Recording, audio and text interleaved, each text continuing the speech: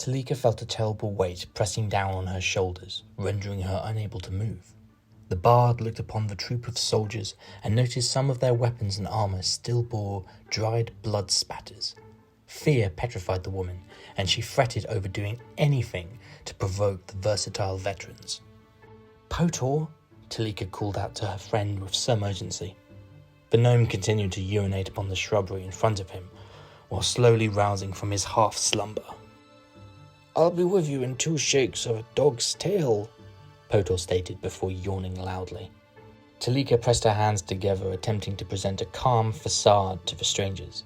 "Morning to you all," addressed the bard to the crowd. "I am Talika the troubadour, travelling bard and seasoned minstrel. Perhaps I could perform for you, brave souls, free of charge." Projecting a gentle demeanour did nothing to invoke a word, yet alone a response from the men-at-arms.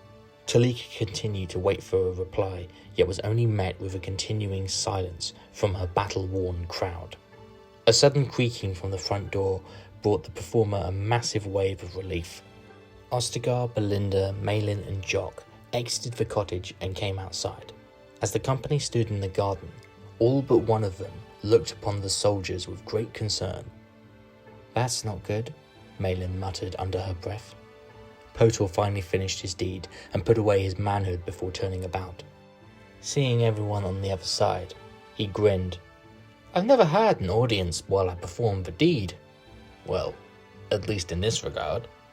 Ostagar broke away from the group and cautiously walked towards the soldiers. As the wizard headed towards the men gathered at the gates, Jacob and Kramark stepped out to find this army on their doorstep. "Shit," Jacob said, with his eyes beaming anxiety. Ostagar walked over to the gate.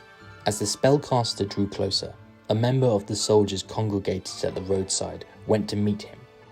A middle-aged man in a leather jerkin over a light green shirt went to meet with him. His gauntlets and shorts clanked and rattled as he walked. Both men stopped and stood either side of the gate, inspecting the other. "Good day to you," Ostagar addressed the gentleman opposite him. The gentleman practically sneered at him while looking down his nose at the dwarf, and with each breath he took, the moustache hairs under his nose almost began to wiggle with each breath he took. "And to you," responded the stranger with an indifference. The assumed leader of the soldiers lifted his eyes and noticed a small group almost huddled together by the cottage. The passing glance happened to ignite a flicker of curiosity and recognition from one of them. "My name is Fenric of Donmouth," stated the commander. "I serve Lady Montague, and I have been commanded to help put down this peasant revolt." Ostagar acknowledged the man's words, but feigned interest. "How goes your campaign against those ungrateful bastards?" Fenric relished the opportunity to boast of his triumphs with a confident bravado. "Most of the rabble has been dealt with, and the Blue Knight was slain in his own keep. I've been charged by Sir Randall to root out the remaining rebels. I also happen to notice you are hiding one of my men." Ostagar didn't flinch or look away. Both men continued to exchange silent glances for a moment or so. "We found him wounded on the roadside and decided to help him recover. Bringing him with us, my company came across these cottages and took shelter here." Fenric let out a laugh before wiping his nose onto his sleeve. "Even when he fled from battle against my orders?" Ostagar simply readjusted the grip upon his staff. "You must be mistaken." Fenric gritted his teeth in annoyance while looking out towards the group, just out of earshot. "Jacob was brought to me by her ladyship's master-at-arms. I made him a crossbowman. During one harsh ambush, the lad turned and ran, leaving the rest of us to fight off the enemy. Not to mention, I see a dwarf of Clan Bronzehelm with your friends. We've clashed with those brutal bastards now and again, and surprised to see one of them with you." Ostagar took a brief glance at the soldiers gathered around the gate and took stock of the situation. These men were armed, fully armed, and prepared for anything. All of them continued to watch as the wizard spoke to their leader, and he couldn't help but notice a cold glint in their eyes. "We found them here," stated the dwarven wizard solemnly. Neither of them are fighting men. They simply wished to leave the battle, so they did. I found them with my company, and I have taken them into my custody. Fenric smirked before looking back to his men. Cowards, the pair of them! The others simply broke out into amused laughter before returning to their grim demeanours and stoic silence. I take it you and your friends are adventurers? Inquired the commander. If so, I present to you this opportunity. Bring me the deserter and the dwarf. If you do, I'll present you and your company with a ransom of 50 steins, which I guess would be around 30 to 40 silver stars. What do you think about that? Ostigar raised an eyebrow at the offer. A generous bounty for one who is of low birth and status, not to mention a dwarf whose only real talent is at crafting. Fenric simply rested his hand upon the hilt of his sword that dangled on his belt. They are of little importance to me. However, Lady Montague seeks to make examples of deserters, not to mention any dwarves of the clan Bronzehelm. They have raided a few villages, and she wants to hang any of them and offers a reward to those that are caught. Ostigar thought over the commander's words and weighed over every option in his mind.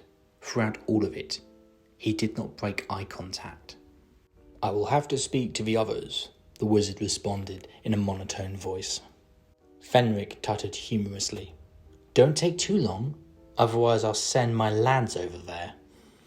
Ostigar turned away from the men-at-arms and returned to his companions. As he walked, the wizard did his best not to betray his thoughts by wearing it upon his face. Soon enough, he returned to the company and gestured with his hand for them to gather close. Something the matter? Malin asked with growing curiosity. We appear to be in a bind, Ostigar proclaimed objectively. Those 14 men by the gate are rounding up any remaining rebels, deserters, and dwarves loyal to Clan Bronzehelm. Their leader, Fenric, has offered me some coin if I were to turn the two of you over to him. Jacob and Cranmark seemed stunned but remained silent. Other members of the company grumbled to air their disapproval at such an offer. Potor leaned in and asked, I assume, Master Wizard, that you have no intention of surrendering these lads. Ostigar vigorously shook his head. I do not. However, I believe that by rejecting the terms, it could cause us trouble. I doubt we will be able to leave regardless of whichever choice we take. Jock then flashed a fiendish grin. So we're gonna go bash some skulls then? Malin briefly looked around and surveyed the surrounding area with keen eyes. I'm assuming we should discuss a decent strategy to deal with these ruffians, the elf suggested with uncanny urgency. Ideas raced within his mind. Ostigar stroked his beard with his left hand as he began to formulate a plan. Once he stopped, he realised what he had to do. The wizard then proceeded to draw a crude outline of the cottages and the walls using the butt end of his staff, driving it into the dirt. Upon creating this crude outline and diorama of where they were, the rest of the company gathered around to hear what the wizard had to say. We cannot charge towards them head first, the wizard relayed to the others while pointing at the diagram below. They have the numbers to entice us if we were to do so. Instead, I suggest we use the grounds of our humble hovel to our advantage. I saw 2 crossbowmen among their number. I will stay back and erect a shimmer to provide protection from these ranged attacks. The elf among them looked upon the plans. Doing so will also prevent our 1 crossbowman from firing back, unless they were to pass through the shimmer. Ostigar used the butt end of his staff to point towards the area where the soldiers were on the diagram. If we can encourage them to pass through the gate and enter the garden, we can pick them off one by one, not just with our crossbowman, but with our own strength and determination. Potor looked around at everyone to ensure that they were listening. What if some of them decide to vault over the walls?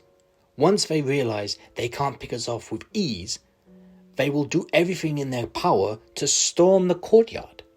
We'll be overwhelmed. Jock raised his axe and rested it on his shoulder. I could cut a few of them down with ease. Wouldn't be too much hassle. Even so, after a while, you'd be overwhelmed. I, for one, suggest that we come up with a better plan. Belinda carefully drew her sword and used it to point at the drawing. The tip of her blade rested over the front garden area. We should incite them to charge the gate and the walls. Jock, Malin, Cranmark and myself should form a defensive line within the garden. From there, we can cut down their numbers relatively easily.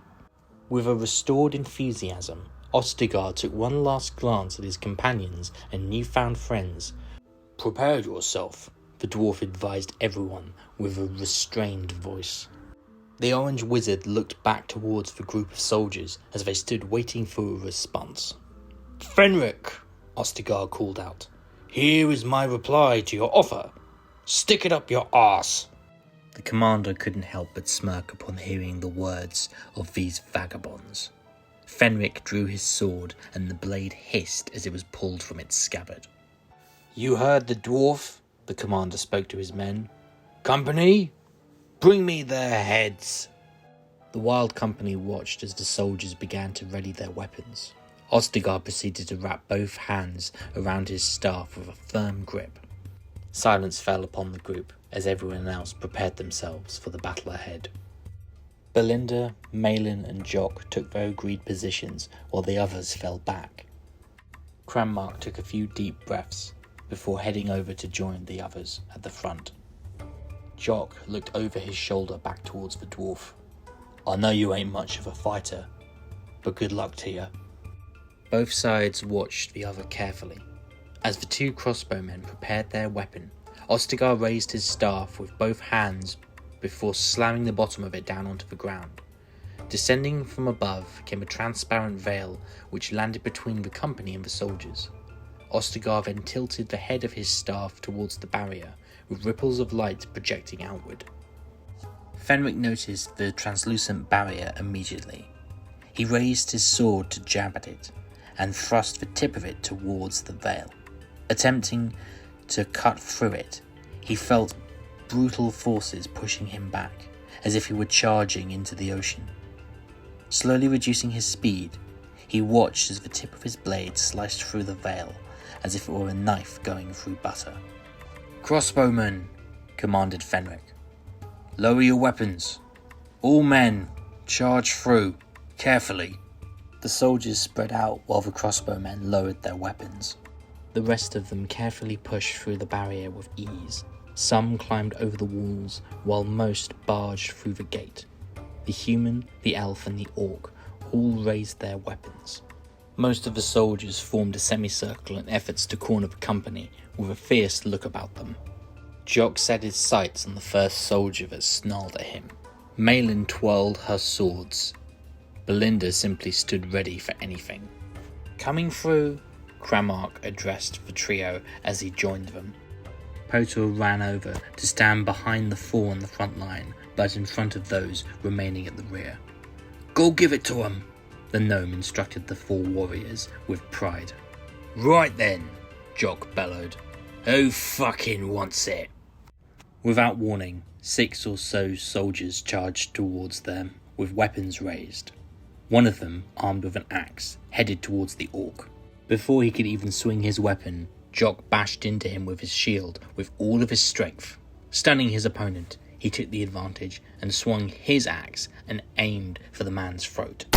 Clutching the gash upon his neck, he was the first to die. Belinda saw a spearman heading towards her. He jabbed at her with his weapon, but the noble woman parried the attack with her sword. Knocking the wooden pole away provided an opportunity, and Belinda took it. Plunging her blade into the opponent's eye socket, she heard his blood-curdling cries as that same blood cascaded down his face. Twisting the blade counterclockwise in the wound before yanking it out, she watched as the spearman keeled over. Malin suddenly found a swordsman lunging towards her, rapidly swinging his greatsword back and forth. Soon enough, with great swiftness, the ranger blocked each attack before locking blades with the stranger. Both warriors pushed against each other until Malin changed her stance. She placed one foot behind the other, then let one of her swords slip away. Stabbing the blade through her enemy's gambeson caused the soldier to cough up what seemed like a pint of blood. Yanking the weapon out, lodged between her enemy's shoulder and collarbone, the ranger stepped to one side and allowed the body to fall forwards. Seeing the bodies of their fallen comrades littered at the feet of these strangers caused the men to advance ever so carefully. Another soldier charged at the orc with a spear. Jock caught it with the underside of his axe and with a swift motion yanked the weapon from the man's hand.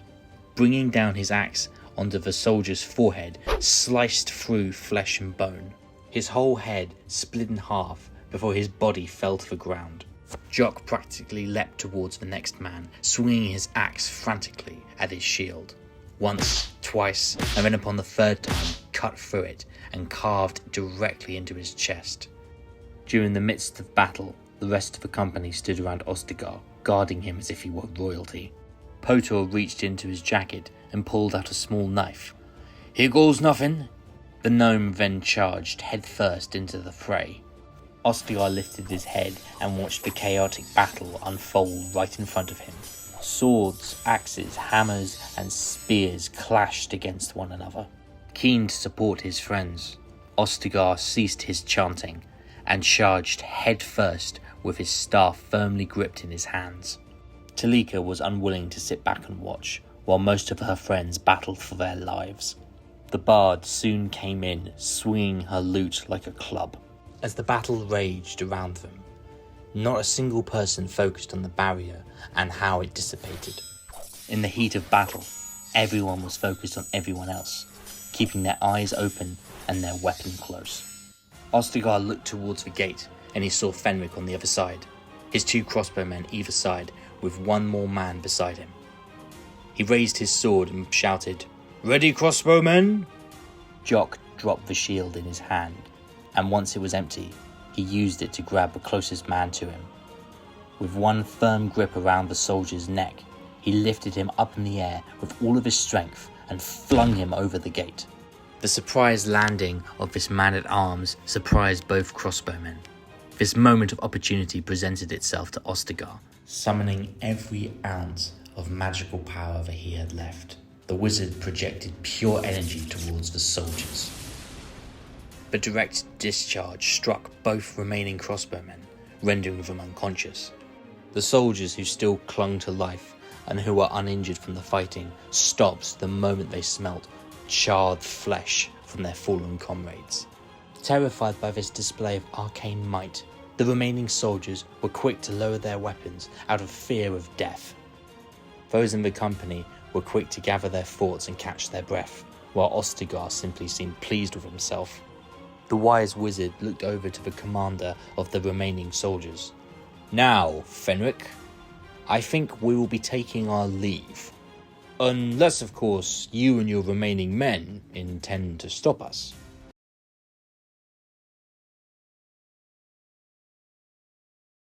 Jacob bowed his head as a sign of respect. "My thanks to you, Master Wizard, and to your friends, of course." "You do not need to praise us too much," responded the wizard. "You need now only go on and live your new life. Follow this road northward, pass through Mavleria, and eventually you will find yourself in Validia.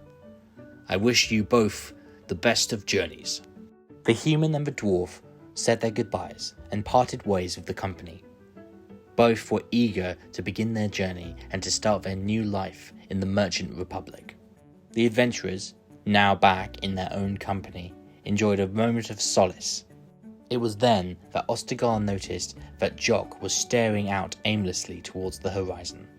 "Does the glorious throat cutter seem to desire more adventure or battle, perhaps?" The orc snorted in amusement at the wizard's words. "Ha! Hope you don't mind me saying, but I've had my fill of battle. Well, at least for a while." Potor playfully readjusted his jacket. I do admit that was quite a serious battle. In fact, it reminds me of the time." Jock looked towards the gnome and scowled. "Oh, here he goes with the stories again." Potor simply rolled his eyes. "All I was going to say is that it reminds me of the time I..."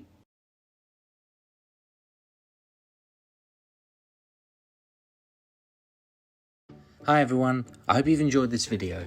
If you enjoy my work, please consider supporting me on my Patreon. Each subscription goes towards making more content like this. So if you want to keep up to date with what's happening, hit the bell button below, subscribe to the channel, and stay tuned for more episodes of The Wild Company.